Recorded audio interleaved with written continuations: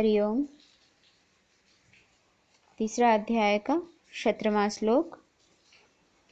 यस्त्वात्मरतिरेव स्यादात्मतृप्तश्च मानव आत्मन्नेव च संतुष्टस्तस्य कार्यं न विद्यते। परंतु जो मनुष्य आत्मा में ही रमण करने वाला है और आत्मा में ही तृप्त तथा आत्मा में ही संतुष्ट हो, उसके लिए कोई कर्तव्य नहीं है। यहाँ भगवान उन ज्ञानी महापुरुषों के बारे में बतलाते हैं। 3 लक्षण बतलाते हैं उसके। सच्चिदानंद घन पूर्ण ब्रह्म, परमात्मा को जो प्राप्त हैं उसे भगवान यहाँ मानव यानी मनुष्य कहते हैं। ध्यान देंगे शब्दों पर।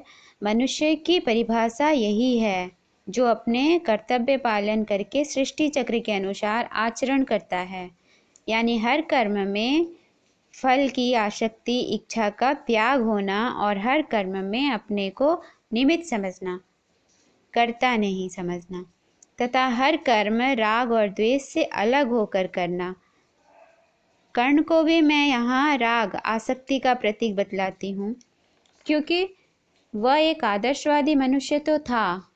निष्काम यानी निस्वार्थ भाव से भी वह कर्म कर रहा था, लेकिन दुर्योधन जो उसके मान की सम्मान की एक बार रक्षा किया था, उसके लिए उसने आसक्त होकर वह राग के वश होकर यह युद्ध कर रहा था। कौन? कर्ण। दुर्योधन के प्रति प्रेम के कारण, प्रेम नहीं राग कहेंगे इसे, जिन्होंने उसे क्षत्रिय मानने से, कर्ण को क्षत्रिय मानने से इनकार कर दिया, उससे वह द्वेष करता था पांडवों से। तो बतलाने का मतलब यही है कि कौरव पक्ष के लोगों में ये चारों गुण नहीं थे। निस्वार्थी होते हुए भी राग द्वेष और कर्तापने का अहंकार बहुत था कर्ण में। यह मैं एक उदाहरण दी हूँ ताकि आपको समझने में कोई दिक्कत ना हो। जो परमात्मा को प्राप्त होते हैं ऐसे पुरुष के क्या क्या लक्षण होते हैं? 3 लक्षण तो बताई हूँ, इसमें बताया गया है, उसे समझना चाहिए। इस श्लोक में पहला लक्षण बताते हैं भगवान कि उसकी आत्मा में रति होती है, यानी वह किसी भी सांसारिक वस्तु में थोड़ा सा भी प्रीति नहीं रखता। उसका मन बुद्धि संसार में रमण नहीं करते। उनके नज़र में पूरी दुनिया सपने की दुनिया की तरह जान पड़ता है, क्योंकि वो सपने से जागे हुए हैं। अर्थात जिस तरह से सपने की दुनिया व्यर्थ होती है, उसी तरह इस जगत या संसार को वे व्यर्थ समझते हैं ऐसे महापुरुष, क्योंकि सपने की तरह यह क्षणिक है। संसार नाशवान है, मगर यह महास्वप्न है। ये स्वप्न नहीं, महास्वप्न है, जो 8 घंटे में ही समाप्त नहीं होता। पूरी जीवन यानी आपको 80 साल तक ये महास्वप्न चलता है।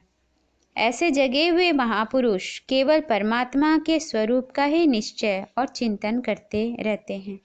यही उनका आत्मा में रमण करना कहलाता है। और दूसरा लक्षण क्या बताते हैं?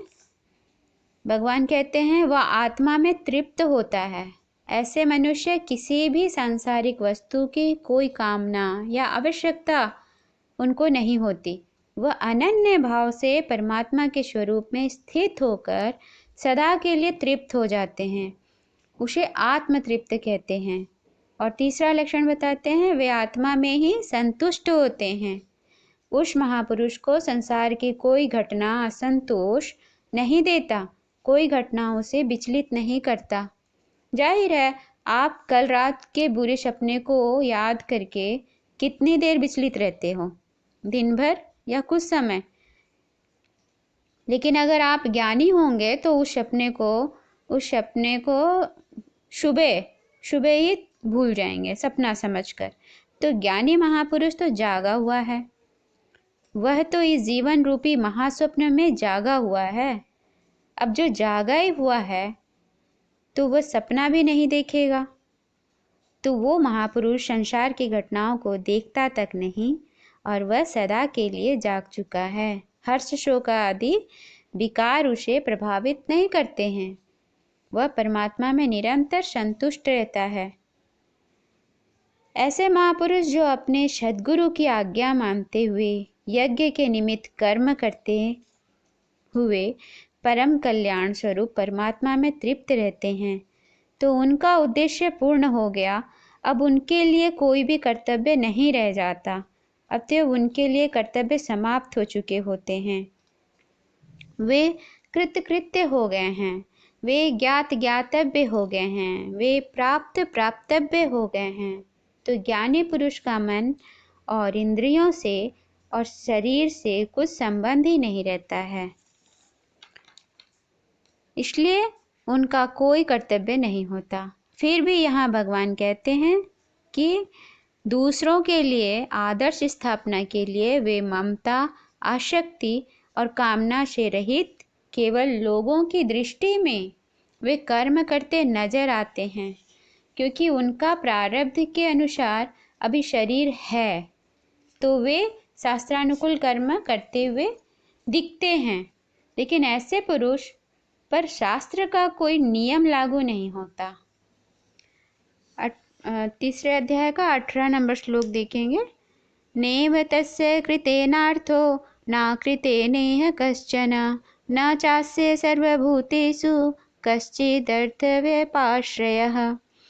उस महापुरुष का इस विश्व में न तो कर्म करने से कोई प्रयोजन रहता है और न कर्मों के न करने से ही कोई प्रयोजन रहता है, तथा उस संपूर्ण प्राणियों में भी इसका किंचित मात्र भी स्वार्थ का संबंध नहीं रहता।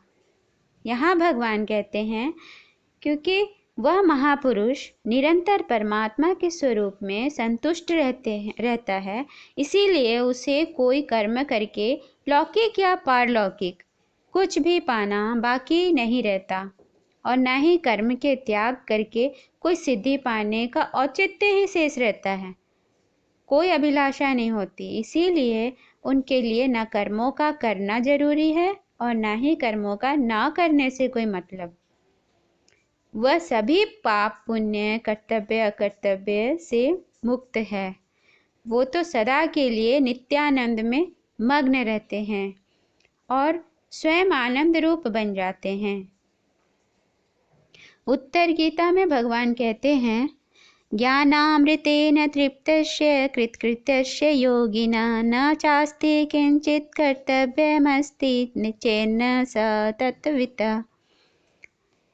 अर्थात जो योगी ज्ञान रूप अमृत से तृप्त और कृतकृत्य हो गया है, उसके लिए कुछ भी कर्तव्य नहीं है।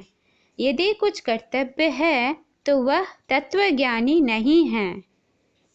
ध्यान से समझेंगे, क्योंकि तत्वज्ञान होने के बाद कर्तव्य समझकर ज्ञानी कुछ करता ही नहीं। जब तत्वज्ञान हो गया तो उसका कर्तव्य समझकर वो कुछ क्यों करेगा। कर्तव्य यानी करना पड़ रहा है। कर्तव्य मतलब आपको करना पड़ रहा है वो काम, तो हम बोलते हैं हमारा कर्तव्य है।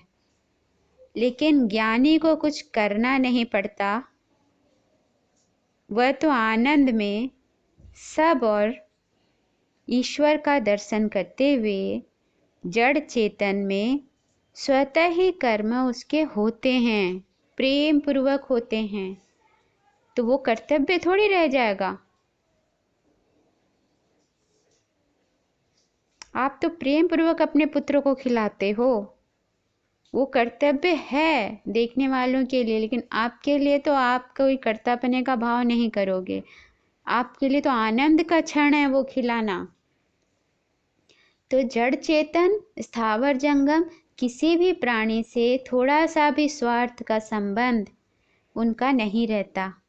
उसे अपने शरीर में अभिमान नहीं होने के कारण, महापुरुषों में नहीं होने के कारण उसे अपने जीवन का भी परवाह नहीं रहता। इसीलिए किसी भी प्राणी में किसी भी प्रकार का स्वार्थ नहीं रहता।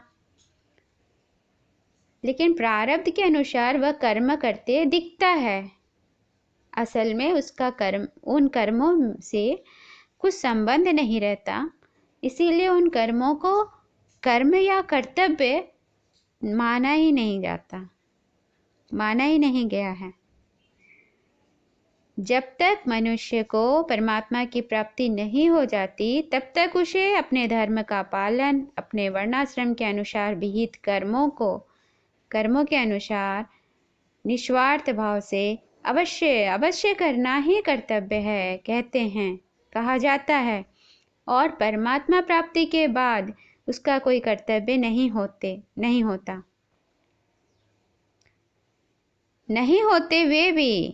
कर्तव्य नहीं होते हुए भी केवल इंद्रियों द्वारा मन से लोक संग्रह के लिए केवल आदर्श स्थापन करने के लिए प्रारब्ध के कारण कर्म होते हैं।